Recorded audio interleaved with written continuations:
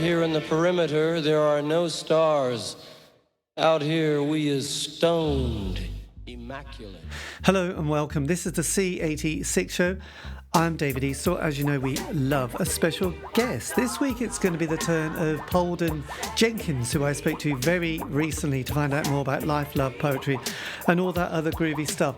Hasn't had a lot to do with indie pop from the 80s, but is a fascinating character and has been very active since the 60s, especially in the world of the counterculture, hippie, new age movement. I have put links to his website in the notes below, so you'll be able to find out more information. It's a fascinating chat. So, yes, sit back, relax, enjoy. So after several minutes of interesting, but yes, just casual chat, we get down to the exciting subject of the early formative years. Palden, it's over to you. I was born in 1950, which meant that, and I grew up in Liverpool during my teenage years, which meant that I was kind of involved in the whole thing in Liverpool as a young person, you know, when I was 17 when Sergeant Pepper's came out.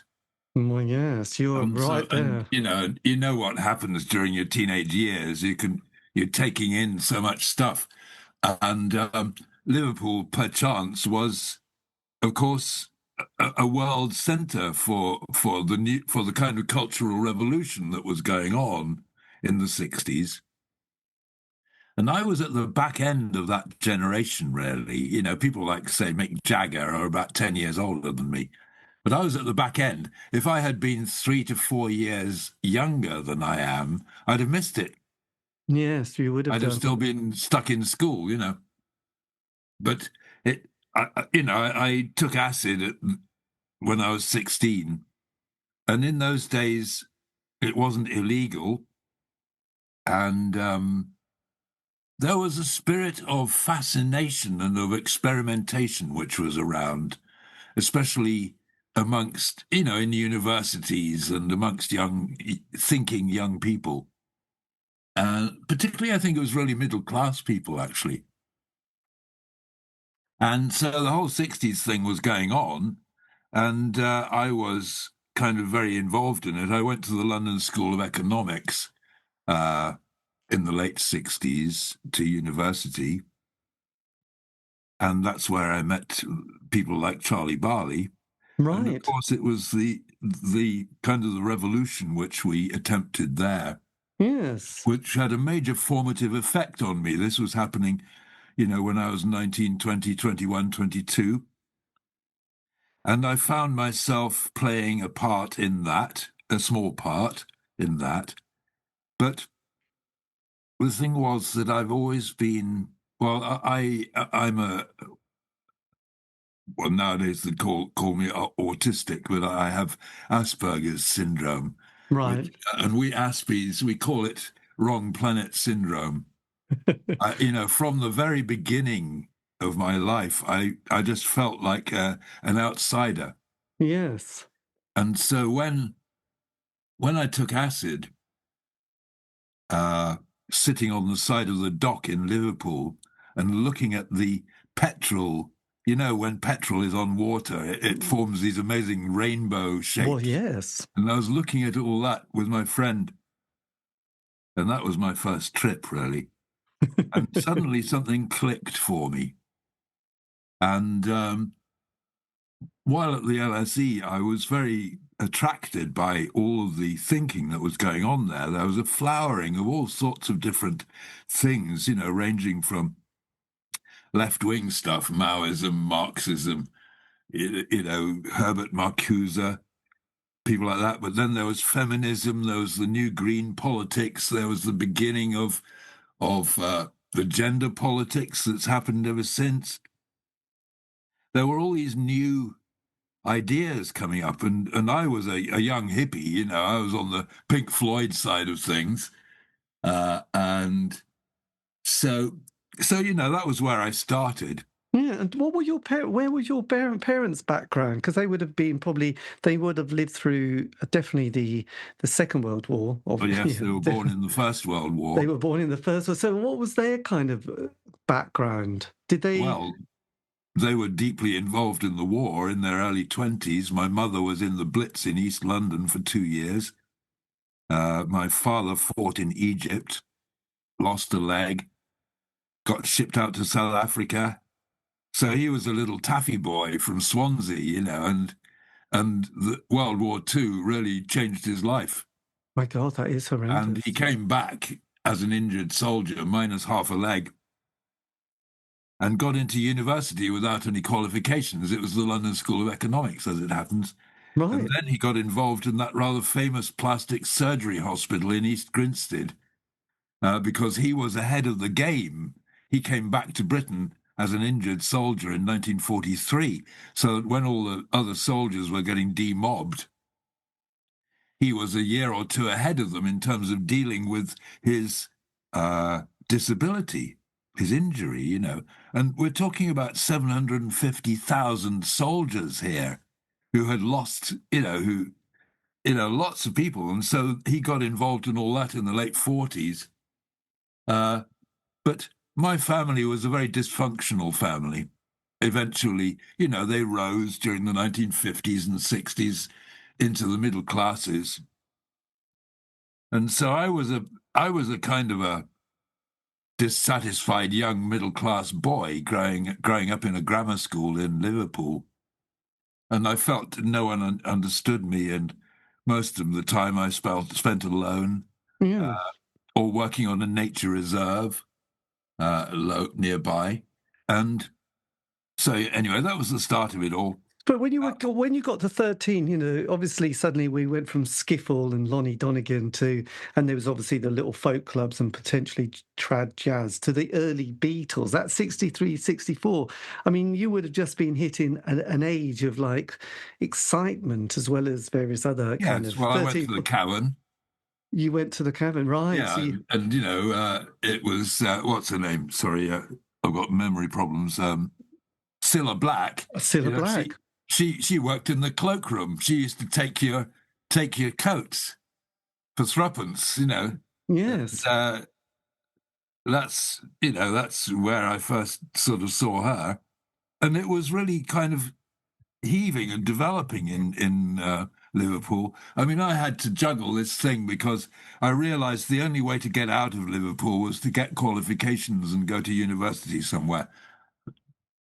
And so I was partially stuck in school, but partially there was this stuff going on in the evenings and the weekends, Yes, absolutely. And so that was my formative time, and I was going through a big struggle inside, which, well, I don't know. It's such a long story, actually. I don't know, that we could go on for hours. But I landed up being hounded by police and landed up in North Wales, and going into a period of inner exploration, of spiritual exploration, driven mainly by psychedelics. But I was reading all the books, The Secret Doctrine, and about Buddhism, and about, and Alan Watts, and all the stuff that was around at that time. And I Ching, and I was beginning to learn astrology and stuff. And so that was a big change. And one of the things that has characterized my life really has been that I've both been on a spiritual path, but also a political path. And very few people have done that. Actually. No, because the spiritual often sort of will say, I'm not interested in politics. And so we stick with, ley lines, crystal therapy and various other cosmic things. But, it's them quite divorced. I mean, it's kind of interesting, but at the same time, it's a little bit living in like wanting to live in a fantasy land, which is okay unless you're part of the real world, and then you kind of mix up. It would make it's a lot easier for people who've got wealth, and then they can cocoon themselves into a little world. But if they're relying on the benefit system while wanting not to be part of politics and not voting, they're going to get a little bit of they get quite bitter and twisted, I've found in my life. But that's another story. Well, yes, perhaps. But this led later on in life. Well, first of all, so look, just go back to London though. So you were in Liverpool. You did your A levels, and then you did the Summer of Love, which was very exciting, Sergeant Pepper, and obviously 67. You know, San Francisco has the gathering of the tribes in sort of Golden Gate Park in January with people like Ginsberg and Timothy Leary, and then there was the Ali Pali experience with Pink Floyd and Arthur Brown. So things are going well in 67, and you would have been just doing your A levels at this stage, weren't you? Yes. Yes. While doing a few psychedelics at the same Yes. time. Yes. Which is And the psychedelics kind of helped me because I came out with glowing A levels. right. My headmaster thought I was arrogant to be even thinking about going to university because, you see, he was negatively judging me as an Aspie. He was thinking I was no one in particular, when what was happening was I was bored stiff with school, and so I didn't achieve very much. But I knew, Aspie hyperfocus, I knew that if I got good exam results, then I'd escape. I'd get out of this hellhole. And what were your subjects that you studied? Geography, history, and economics mainly. Right. So you could keep that focus. So you got to the London School of Economics in your first year. And is this when you met Charlie Barley? Yes, perhaps in my second year, yes. Right. And he was also doing the same. What was the degree that you would doing or attempting to do? Well, it was geography, but the thing that started the whole thing in the London School of Economics was that people were feeling stuck in their courses, and often when they came to university, they were discovering a whole load of new things. So they wanted to change courses or do different variations and things, and that was not allowed at the time. But that's what sparked an antipathy between the university authorities and the students. That's what really started it all off, was that whole thing. And that happened for me because I was doing a geography degree, but suddenly I was discovering all these other things, such as social anthropology, and stuff like that, which I'd never known about when I was in school in Liverpool, social psychology, all these kinds of things. And also I was in a struggle inside, finding my way and discovering all sorts of things, like social psychology, for example. I discovered that, I was interested in psychology because I wanted to find out more about the nature of the mind, but what social psychology was all about was about fitting people into the system, making them normal, and efficient and all that kind of thing. And so I was sort of struggling through these things. And it was only by about the age of 22, 23 that I really was making progress on my spiritual development, which was starting to help me resolve things. Yeah. So did you, at that stage, being in London in the late 60s, did you come across things like Barry Miles and Hoppy Hopkins and that Indica bookshop scene that developed and that Not kind of... particularly, no. There was a lot going on, There was a lot going on during that time. But then you would have been at that age where you're thinking 1920, it's all going terribly well. And then suddenly the 60s goes from beautiful, everyone loving each other, to it ends badly, doesn't it? Brian Jones dies. Then 1970, Hendrix, Morrison, Joplin all died. For me, it was the in the LSE, it was the outbreak of violence, and I was saying, you won't really succeed in the revolution if you're just fighting the pigs.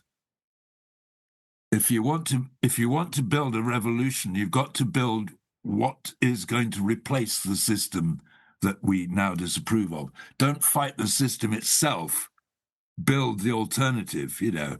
And that was my philosophy, which was kind of quite parallel to, say, John Lennon's philosophy, but if you're talking about destruction, don't you know that you can count me out, And so that was the way I was going. Later on in life, I've been doing what I vaguely call humanitarian work, mainly in Palestine, but it started in Northern Ireland and it progressed through Bosnia and Kosovo and things, mainly Palestine and also a bit of Syria. And that was where the spiritual and the political were coming together. Because what I was doing in Palestine was well, all sorts of things, really. But one of the key things was that I was working to help key people, key social activists and peace activists on the rails, because Palestine is a terribly difficult working environment where you make zero progress. That's one thing, if you're going to be involved with Palestine, you have to get used to the idea that everything you do can get wiped out. Yes. And that you can make zero progress. And if you have a dream of making peace in the Middle East, forget it. Go somewhere else. Yeah. Go somewhere else. It's not, and so I was working with a lot of these activists, mainly with Palestinians, but also with Jewish people as well, because this is not about Palestinians versus Israelis. This is about humans versus the mega machine, really. Yes. And that's been my fundamental motivation politically, has been that one. And so anyway, so I've worked a lot and I still do. Now I have a blood cancer. I've been semi-disabled for the last 6 years and hovering on the edge of dying, but I seem to be still alive. And I'm still working remotely now with people in Palestine, both Gaza and the West Bank, with some Tuareg in Mali, in West Africa, and also with 2 people in Ghana. Those are the main ones, really. And so I'm still working with them, sort of trying to, in a way, keep them going, and hold them up and give them gifts of spirit. Well, yeah, absolutely. But just going back slightly, once you finished or didn't finish your university course, then how did you navigate the 70s period at this point? You were in London. What Well, was it's a very long story, but basically I retreated to Wales, went through 2 years of awakening, and then do I want to tell us? Yeah, well, whatever. Yes. So what happens in Wales? Well, I went through an awakening, really, and lived quite a lot alone, but 1 or 2 people coming. And there was one stage where one person who came, who was a good friend and a mutual friend with Charlie Barley, actually, who I'd been at university with, and basically we were foraging, and one day picked the wrong thing, hemlock water dropwort, Right. and basically he died. I was unconscious for 9 days. I woke up with much of my memory scrubbed, and I have never recalled it. I have very little memory of my life before I was 24. And I woke up a different person and also being chased by the police. That's a long story, which I don't want to go into. Was that connected with the foraging, or was that a different story? No, it was going back to the LSE and a thing called the SDS, the Special Demonstration Squad, which was fomenting trouble.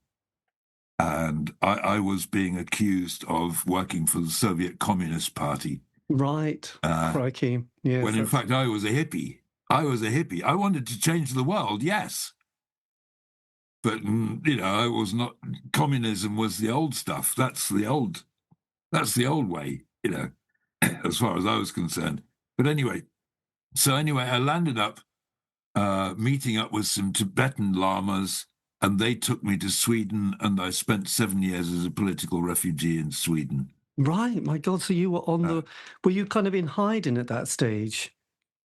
Sorry? Were you in hiding? Was it kind of you had to sort of keep a low profile for the rest? That's why I was in Wales, yes. Right. So you were just kind of, my God, that was your 20s were rather stressful, Yes. really, wasn't it? You packed a lot in, which was how do you survive that? So then 1980 comes along, it's another political Yes. While I was in Sweden, I had to renew my passport at one stage, and I thought, oh God, what's going to happen? Went to the British Embassy in Stockholm, handed in my papers.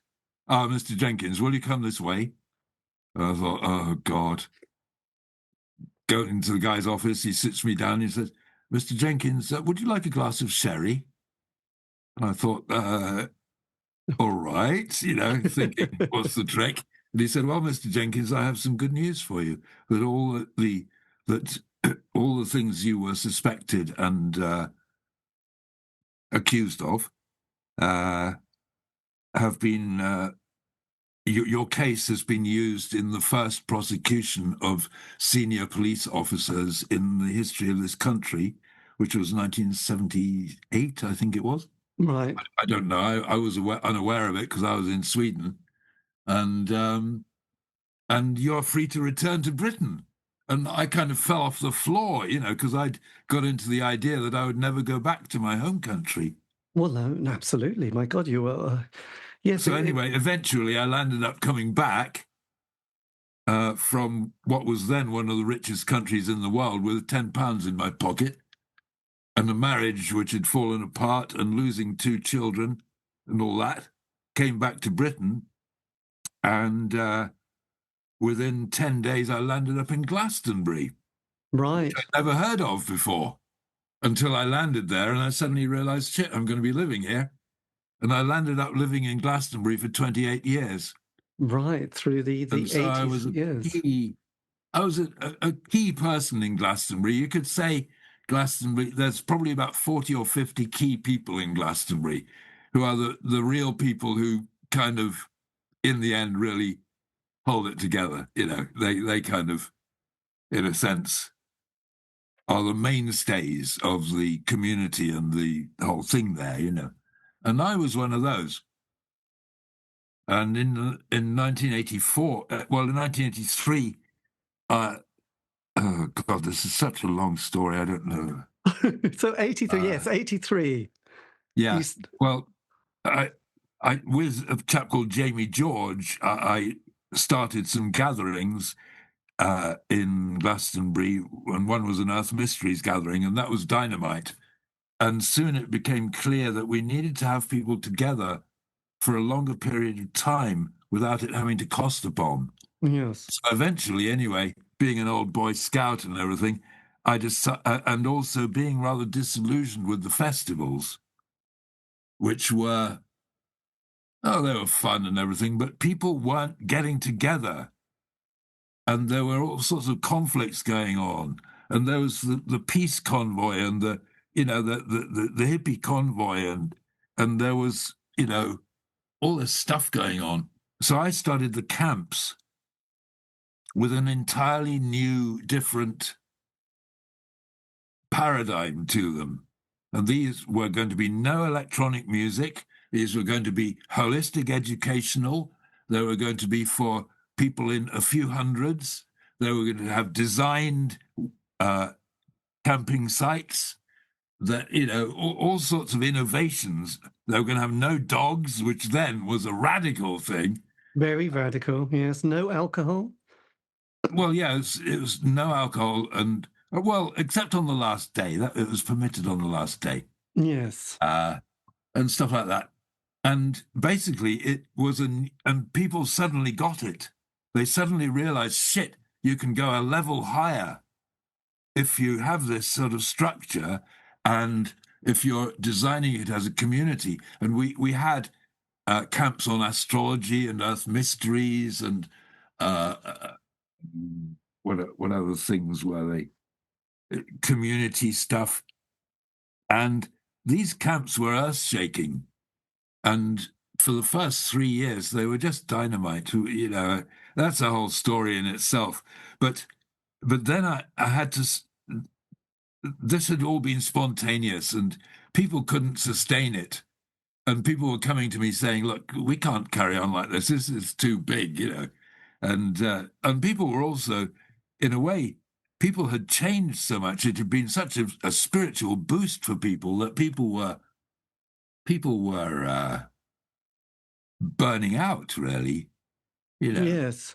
And so I started a new thing, which was the Oak Dragon camps in 1987.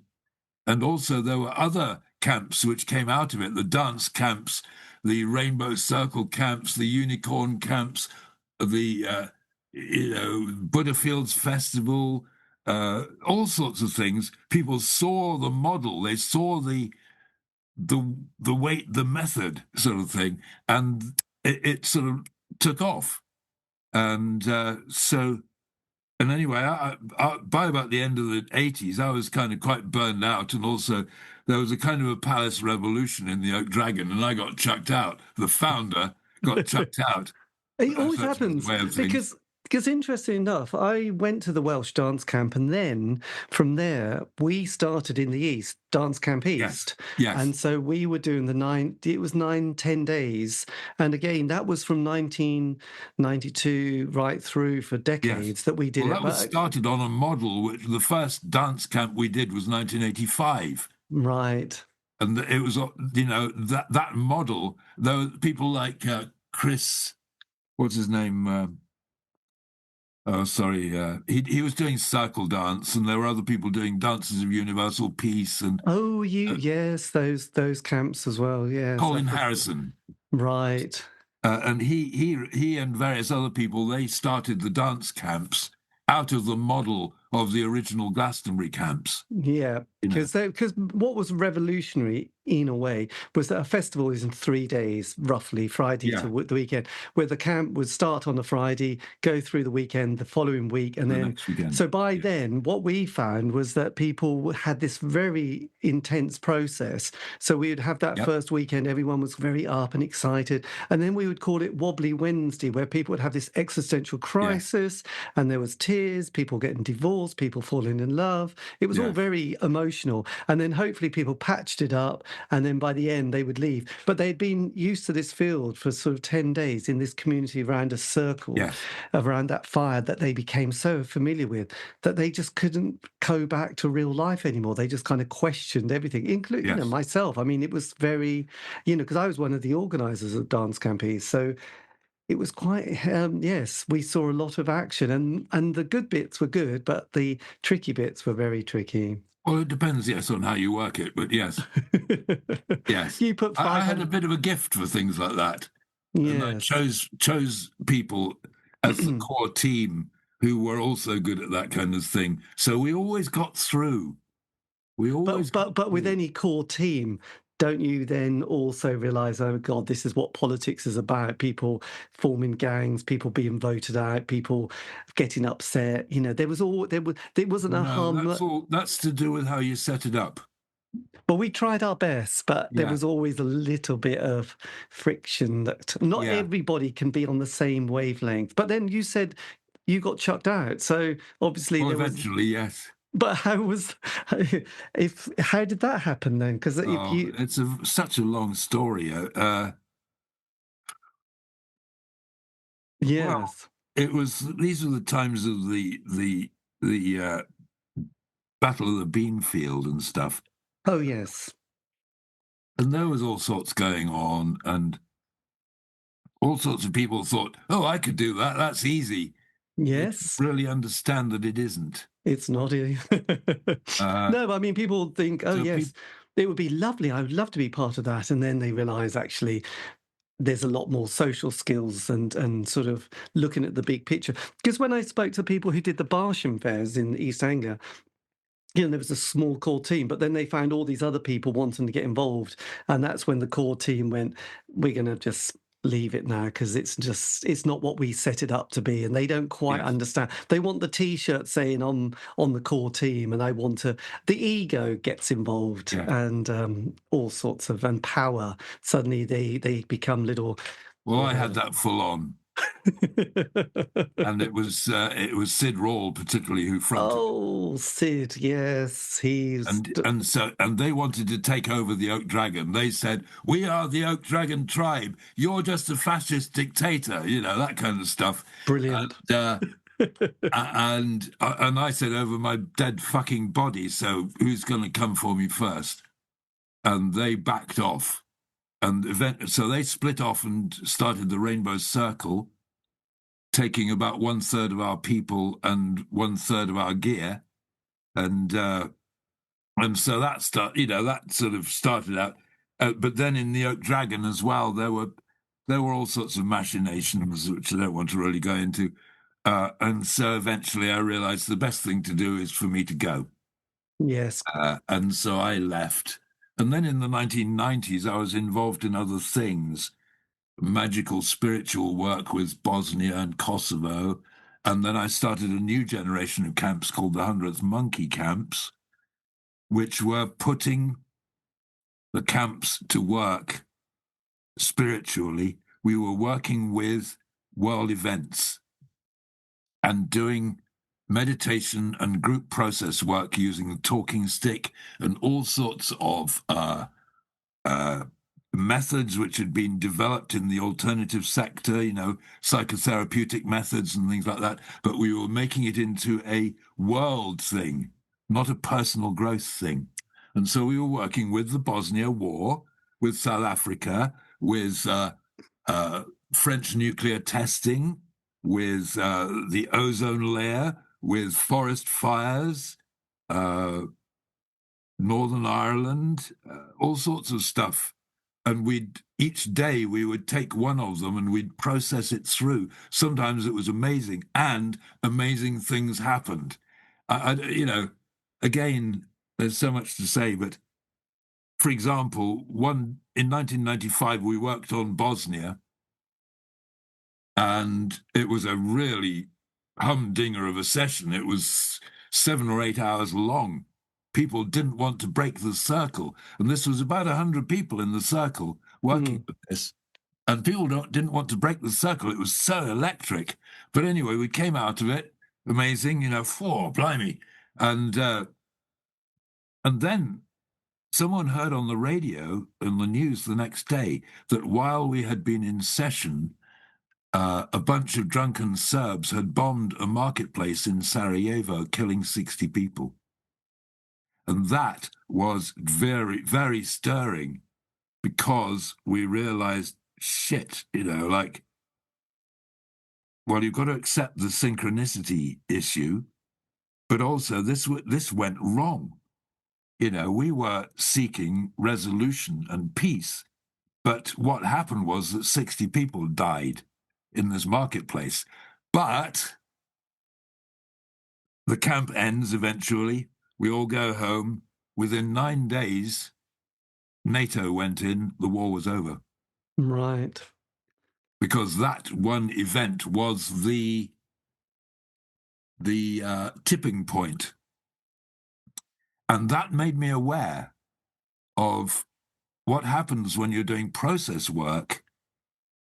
You can affect the collective unconscious, and you can actually, at times, when the conditions are right, and if you really work at it, you can affect public consensus, and you can tilt things so that things change.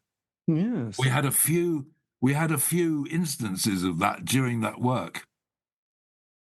That must have taken a lot out of you. Yes. Feeling like you're holding this space and this kind of responsibility. But I've been a very driven person, you see, throughout life. And once I get a bee in my bonnet about something, I've just got to do it. That's I mean, it's the same now.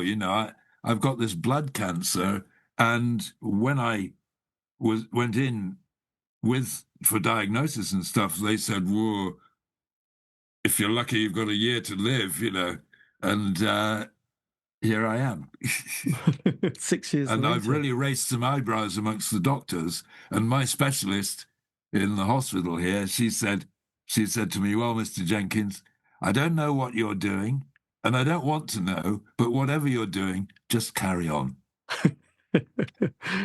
Yes, but that's quite an interesting parallel universe, isn't it? Doctors, appointments, scans, tests. And you see, this is the same stuff. And people, you see, I've also been very involved with things like Earth Mysteries, and I've done a whole lot of work on this area, and on energy fields in stone circles and all sorts of things like that. And I've also been involved with ET stuff. Particularly with a group of beings called the Council of Nine, for whom I wrote a book in, 30 years ago. in the 1990s. And then I've been involved with crop formations, Glastonbury stuff, astrology. I've been a pretty well-known astrologer. And people kind of think, well, how does that relate to stuff working in Palestine? And the answer to me is it's about consciousness. And it's also about reaching over beyond our comfort zone and going over to connect with the other side. Yes. Whether it's between Israelis and Palestinians, or whether it's between crop circle researchers and what they call the circle makers, or whether it's between humans and ETs. It's this crossing the boundary thing.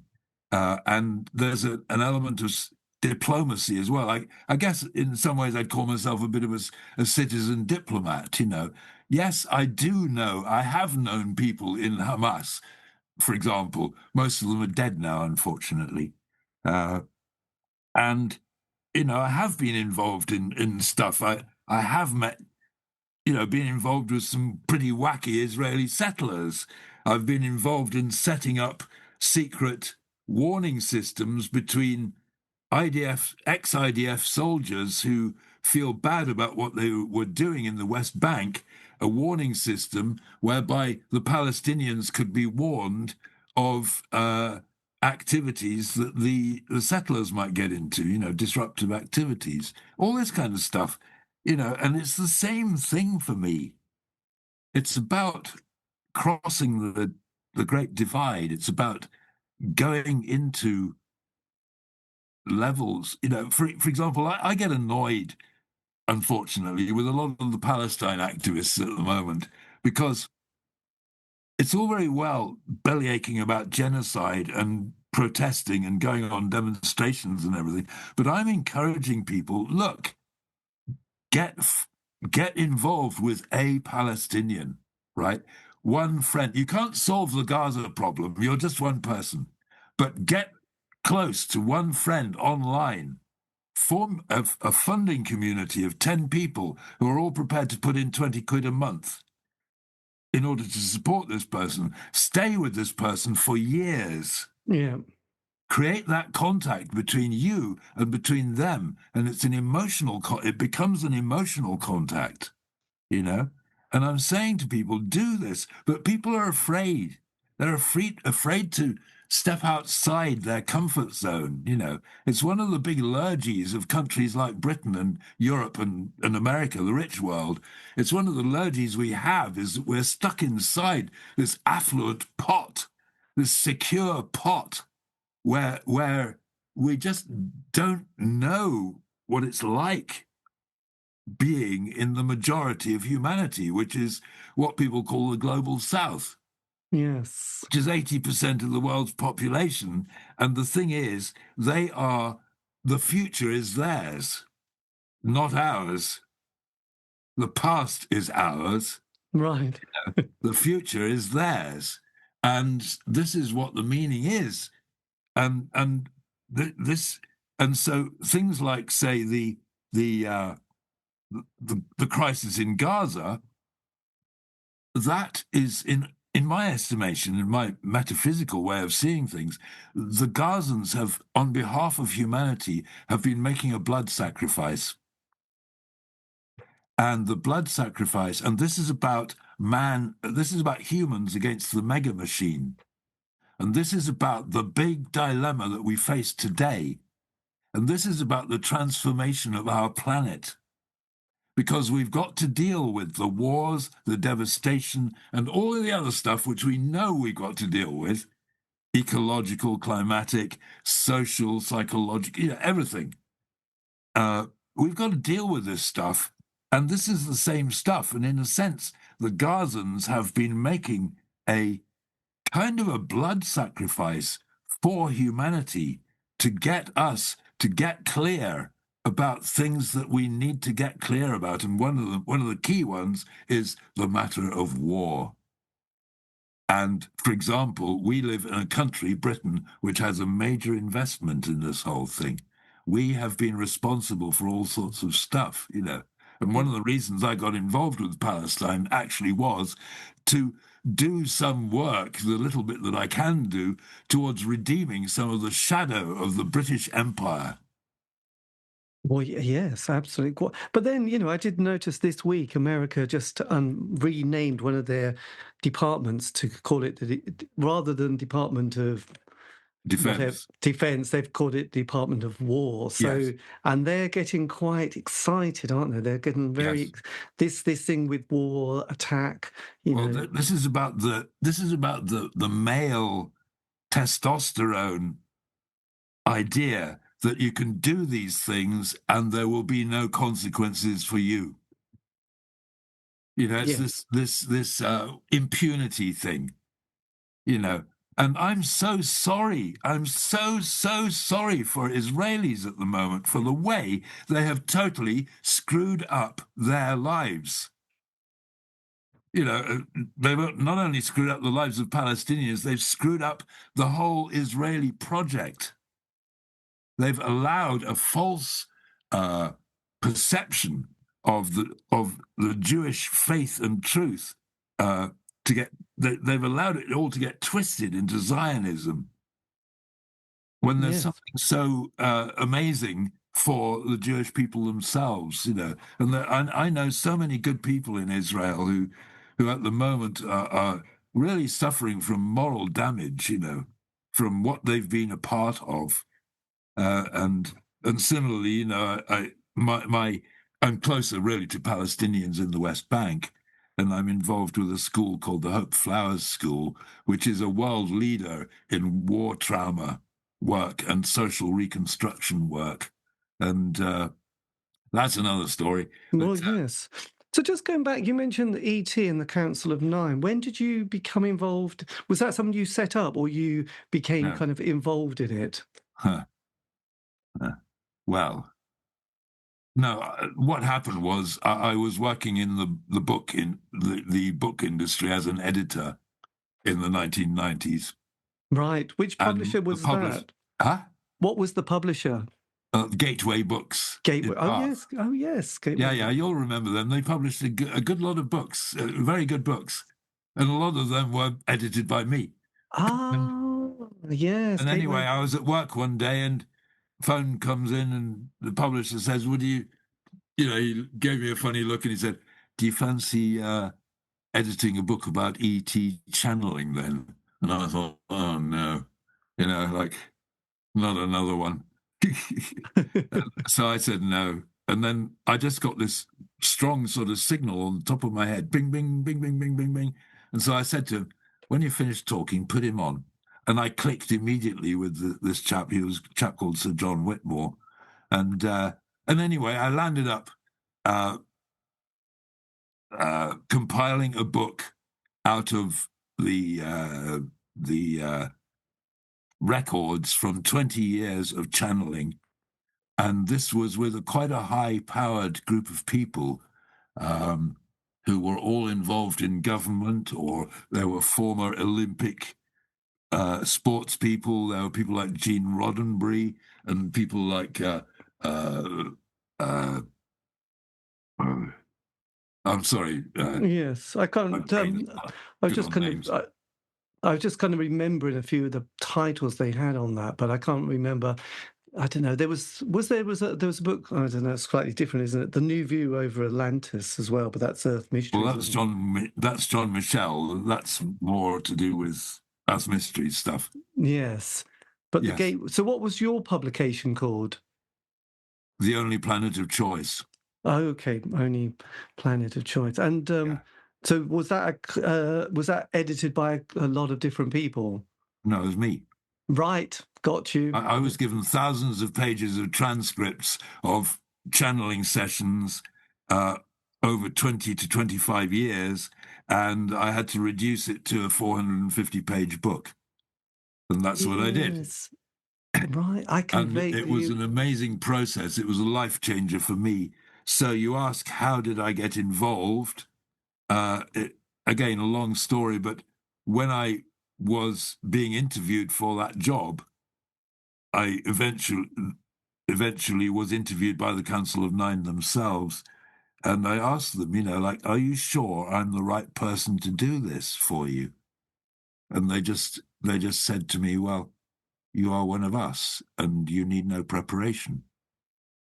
And that, Right. for me at the time, it knocked me off my seat, actually, because I'd been going through a shit time before that, and suddenly here was some cosmic beings saying, changing the whole level of everything. So I feel that on a soul level, basically, I've been involved with them over many lives, and this is the involvement in this life, and everything I've been doing since then, which is 1993, including my involvement with Israel and Palestine, and with other things, and with us mystery stuff, and now I'm kind of serving as something of an elder in this community down here in Cornwall as well. Yes. So And the so only I planet. very much feel the hidden hand of the Council of Nine behind me all the time on these things. So the author was Phyllis, wasn't it? Yes, Phyllis Right. Summer. And is that, and was there, I know this is, I'm just curious, were they actually 9 people on that particular group? Was that No, no. no.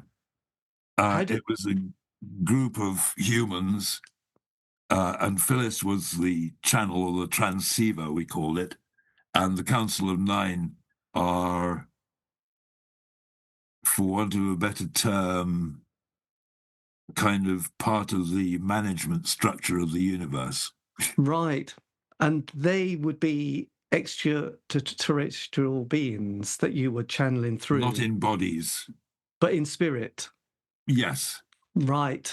Got you now. Yeah, no, it's because I went to, there was the place called, it was the Sound Bath, which was the integration system. It was in the Joshua Tree area, and all the people there were also sort of dealing with a very similar world of, ETs basically, and yes, and were telling us, how they would sort of in the evening would sort of disappear into the cosmos and come back. So yeah, it was quite interesting. So is that work that I might have missed that? Is that something that you're still very much involved with this particular group? Not with the group. Most of them are dead now. No, there you go. And is that work still happening? Well, yes. It's still there, and it's still Yes. Well, the Nine are very much involved with planet Earth. It's a very long story, that, but yeah. Well, it sounds. No, it's and does that have any connections? Because I remember, don't know if you've ever met him, a guy called Marek, and I remember we were down in Suffolk, with a guy who called himself Music Martin, and there was an American Air Force base, wasn't there? And there was a sort of a UFO landing. Is that anything connected with the same project that you were part of, or is that a different project? not really, no. No. Okay, then. So what's the kind of the general message, or the general sort of idea behind this? What is it that people are trying to achieve?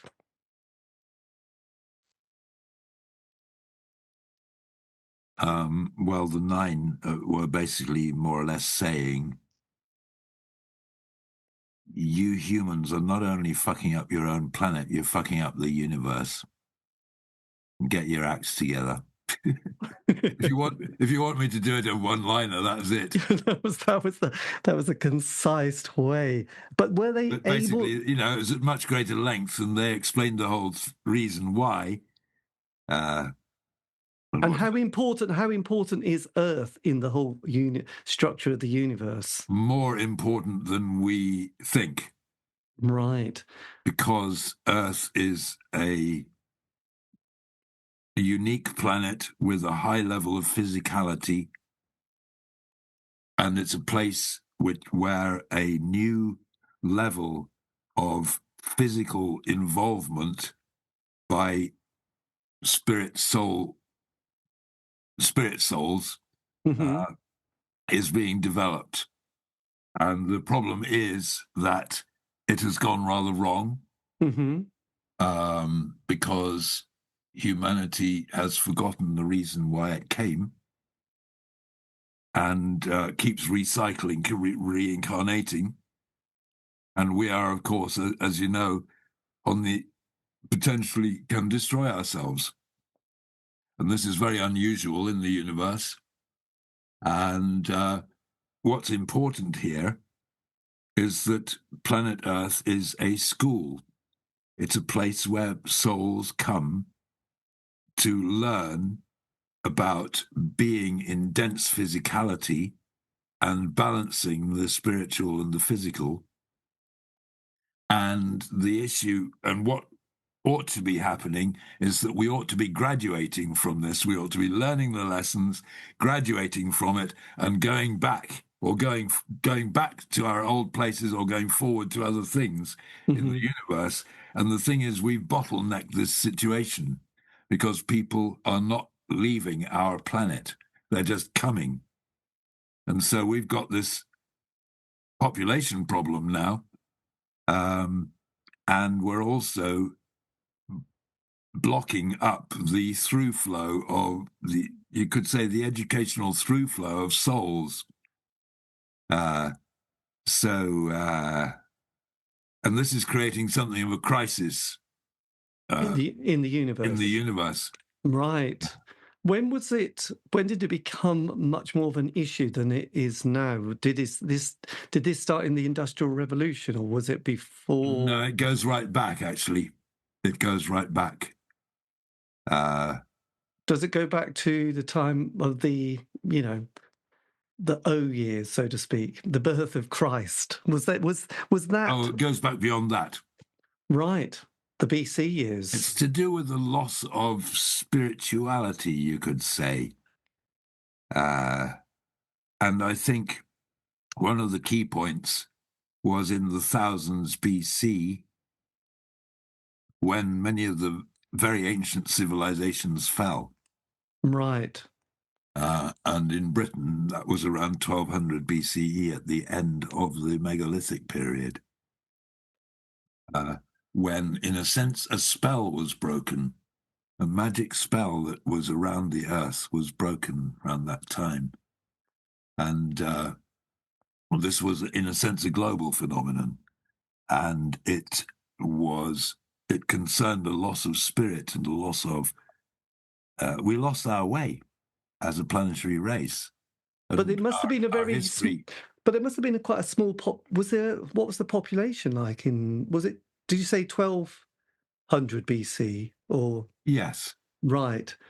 The population of the world? Yes. It was probably 200 million or something like that. Right. But what was the spell that got broken, though?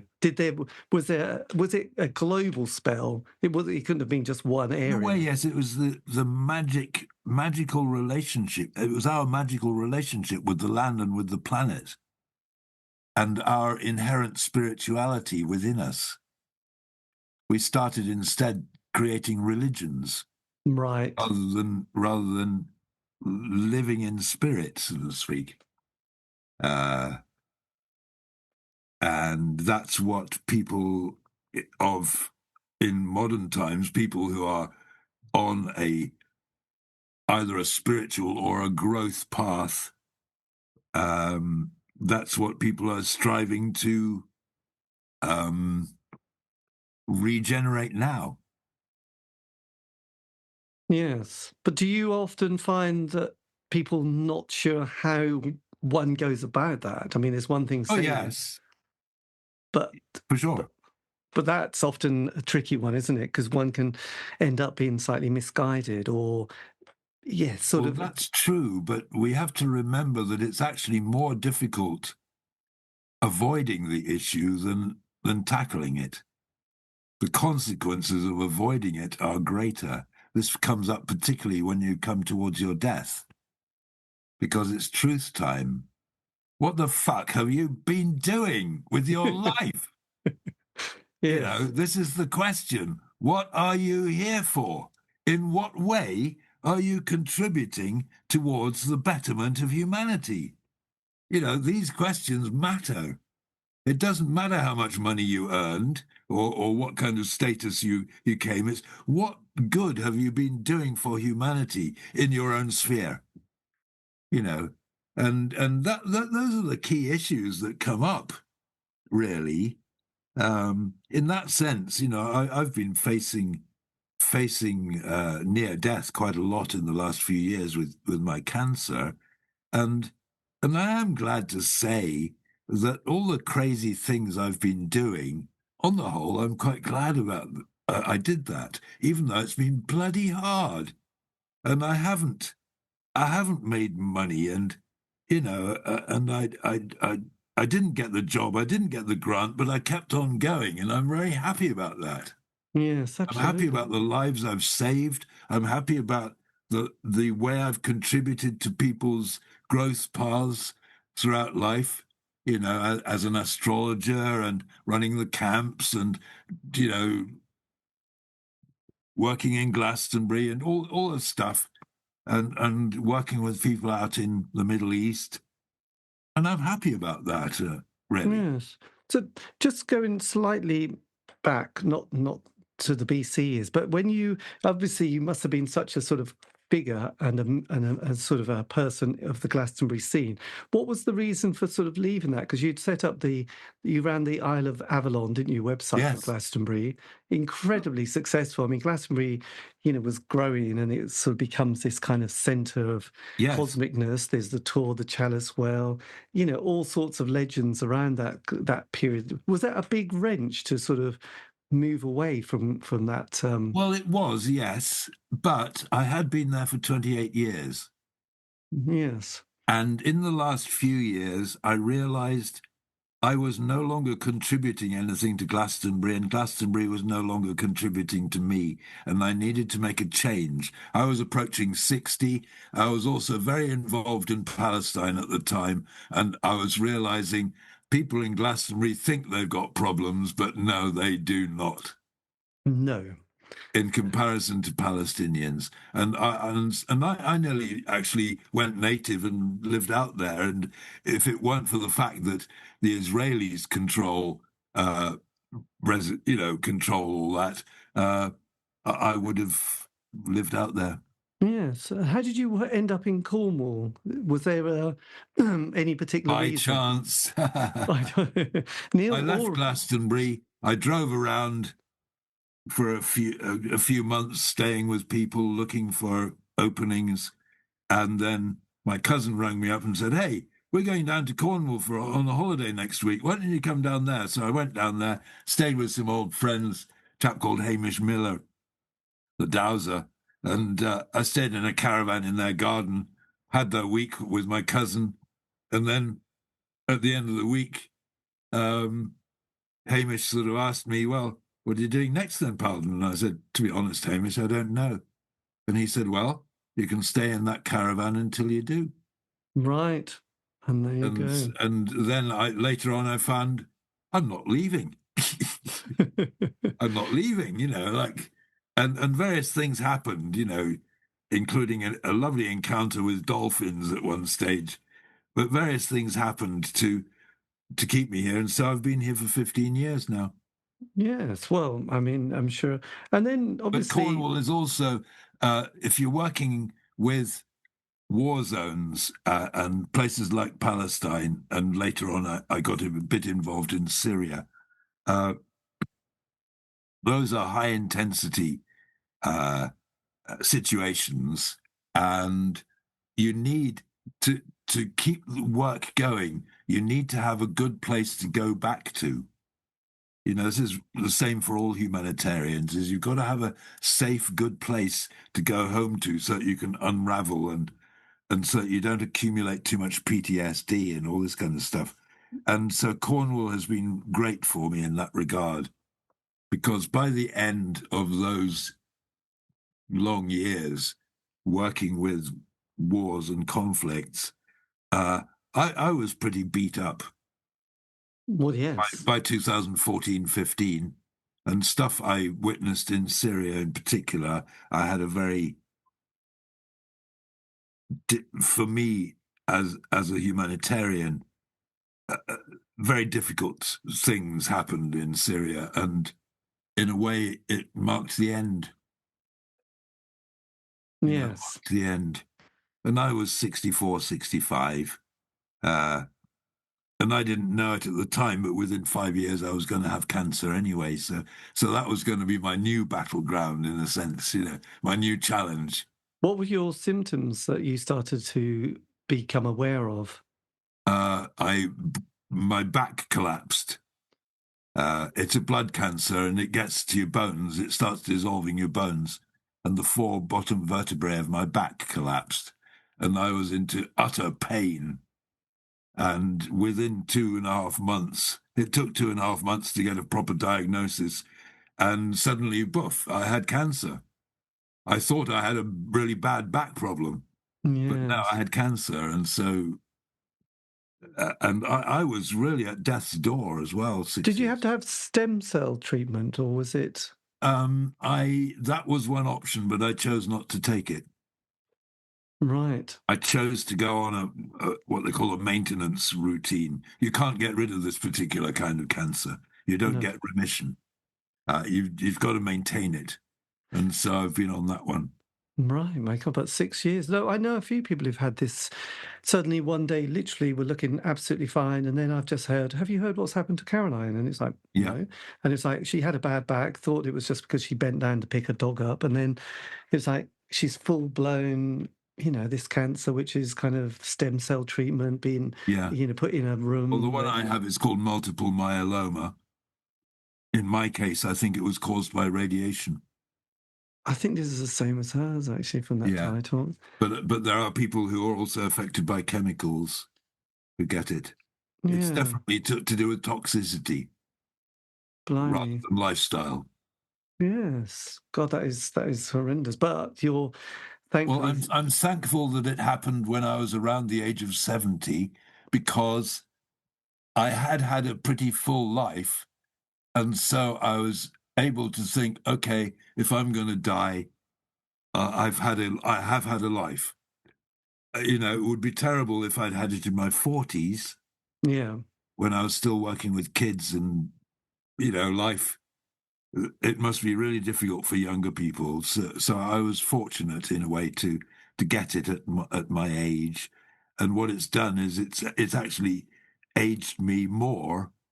So that in a way, behaviorally and in my thoughts and my physical capacities, I'm more like someone in his mid-80s, even though I'm in my mid-70s. Right. Yes. Well. And on a bad day, I feel like someone in his 90s.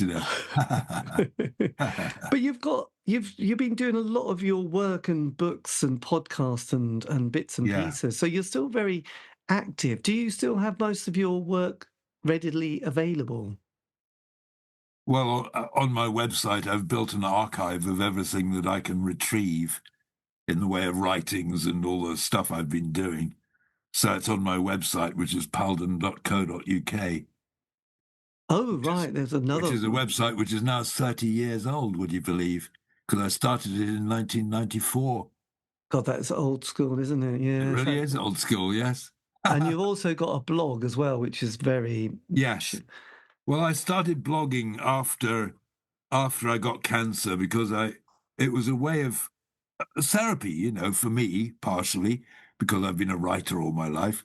But also it was a way of informing my friends what was going on, because one of the problems you get when you get cancer is people asking you 10 times a day, how are you? And I'm like, oh, fuck, like, leave me alone. Sometimes I just say, I'm like this, or I'm still alive or something, I mean, they sincerely do want to know, but it's being under such scrutiny is quite difficult, actually. And so I started blogging, and then I've been involved in radio and things, and so I started podcasting as well. So I've been in the last 6 years, I've been doing blogging and podcasting. Well, yes, it's a good combination. It's a good combination. But yeah, I know. I sort of came across you, and I kind of thought I kind of remember hearing your name, and then this thing with my experience with the various camps and sort of alternative world, I suppose, if you want to call it such a thing, and then people like have I mentioned Jacob and Charlie and various other. I think Jacob Charlie lived with someone called Rosemary, I think, for a while, or Jacob did. Some Glastonbury accountant who, I don't know if she's still about. But anyway, it was that scene. I remember staying with both of them on that street in Glastonbury. And yes, Rainbow's End and all that kind of stuff. And the work of Pete Loveday, which was always, I don't know. He did a book called the Russell, the Saga of a Friendly Man or something, didn't he? I don't know if you remember Pete Loveday's work. But it was just an interesting time during the 80s and 90s and stuff. Yeah. So, yes, but Cornwall, it's on the climate front. Is it quite tropical or quite wet, or what's the climate like? It gets very wet and windy. But yes, it's one of the warmest parts of Britain. Right. And we get 1 or 2 nights of light frost a year. That's it. And so I'm right at the end. I'm right by 3 miles from Land's End, and I'm surrounded by sea in 3 directions. Yes. Is that where there's land only in one direction, which is eastwards? Eastward, yes. Is that where the St Michael's ley line runs through? Right. So you are connected to us in East Anglia because it runs right through. And yes. Oh, Hamish did the book, didn't he? That particular book on the ley line. I'm a major worker on that line too, down this end. Yes. Barnless Bowl is one of my favourite spots. I know. Well, Graham Joyce, who was from this area, he did a walk a few years ago, walked the ley line and, copy, in the footsteps of, is it Hamish, isn't it, who was the guy who did the original book. Yes. So, amazing. Well, he was the person who, in a way, vectored me down to Cornwall on a magical level, He was the guy whose caravan I stayed in. Right. Nice. Yeah. Nice. Just in a week or two's time, I'm going to be doing a gig with his widow, Bar Miller, who is also, and so we're doing a sort of an elders gig together, Brilliant. Where's that going to be? Oh, it's in Penzance here, fully booked. Fully booked, right. Is this the one that's just put on your Facebook page? Yeah. Right. God, that's fantastic. Yes, Pen. Yeah, celebrate and cherished elders. Right. Yeah. There's a bit of a scene going on down here, It's very interesting. There are interesting people who live down here, really. Well, people who like to live at the end of the road, the end of the world, Yes. Because all the madness is in one direction, you see. I know, and you've got to see. Yes. Did you ever get that book, The New View Over Atlantis? Oh, yes. I was a personal friend of John Michel. And I very much, my work in Ancient Mysteries very much carries on from his work. I've opened up a new level, which he opened up the first level, and I've opened up the next level on the whole business of ley lines and everything. And so yes, John Michel have been very involved with. Fantastic. Well, look, thank you ever so much for your time. This has been quite an extraordinary, and I have to say, the reception has been so much better than I could have dreamed of, actually. Yes. There's been no freezing, no sort of hesitation. No, it worked well today. Considering I'm in Norwich and you're in Cornwall. Yes, that's amazing, isn't it? I was talking to my son just recently. He was in Montreal in Canada and talking to me on his phone, and it was like he was just down the road. So it's amazing what's happened, during our lifetimes, this kind of stuff. Well, absolutely. Yes. Because when I was young, ringing Canada was a major operation and very expensive. I was going to say it was a massive investment, and one you felt very like, are you okay? Fine, bye. Yes. Every minute was like, oh my God, that's cost me another 20p. No. It's amazing what has changed during our lifetimes, really. Young people don't know. When I was in university, I was on the 4th largest computer in the world at the time. It had a memory of 56K, right? Yes. And the idea that people should have pocket computers, which would have vast kind of capacities, what we now call a mobile phone. That was sort of science fiction, but it's reality. Yes, I mean, what they had when they went to the moon in whenever, the 60s, it's such a primitive kind of computer system, wasn't it? Yeah. I mean, it was absolutely, I Yeah. don't know. And the computer I was on in 1971, it covered a whole basement. It was an enormous mainframe computer. And now, one of these little mobile phones will have thousands of times the capacity, or even millions of times the capacity of one of those. It's amazing what's happened in that time. I know, it is quite extraordinary. And we take it like, oh my God, I can't get a reception. Oh no, it's fine. Or, oh my God, it's a bit slow. We forget just how extraordinary it's all going on. So, yes, that's what they say. Anyway, nice to meet you. Yes, well, thank you ever so much for your time. And to all your listeners. Yes, I will. Okay, well, take care and have a lovely evening, and I'll say goodbye. And thank you. Take care. Bye-bye. Bye-bye. And that's the end of the interview. A massive thank you to Palden Jenkins for giving me the time for that interview. This has been the C86 Show, David Eastaugh. If you want to contact me, you can on any of the social media platform sites. Just do C86 Show. And in the meantime, all I have to say is have a great week. Stay safe.